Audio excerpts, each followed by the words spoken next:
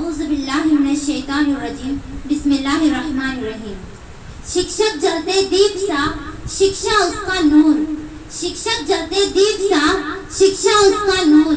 अंधकार अज्ञान को करते ज्ञान से दूर।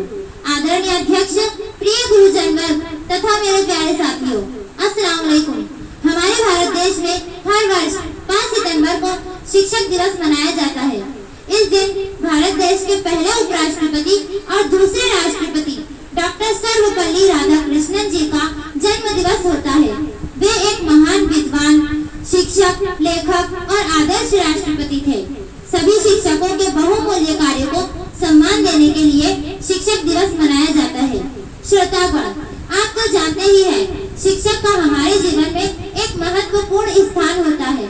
वे शिक्षक ही होते हैं जो हमें जीवन के अज्ञान के अंधकार से निकालकर ज्ञान के प्रकाश तक ले जाते हैं।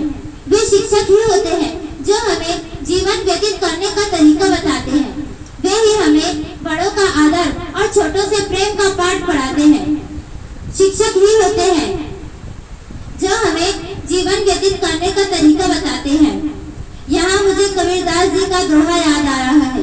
वे कहते हैं, गुरु गोविंद दो खड़े काके लागू पाए, गुरु गोविंद दो खड़े काके लागू पाए, बलिहारी गुरु आपनो गोविंद दियो बताए।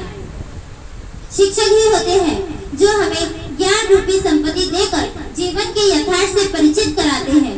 एक आदर्श शिक्षक वो होता है जो विद्यार्थियों को पाठ पढ़ाना ही अपना काम ना समझे, इसके पश्चात उसे एक अच्छा मनुष्य, एक अच्छा शहरी भी बनाए। आज वर्तमान काल में अध्ययन और अध्यापन केवल रोजी रोटी का साधन बन चुका है।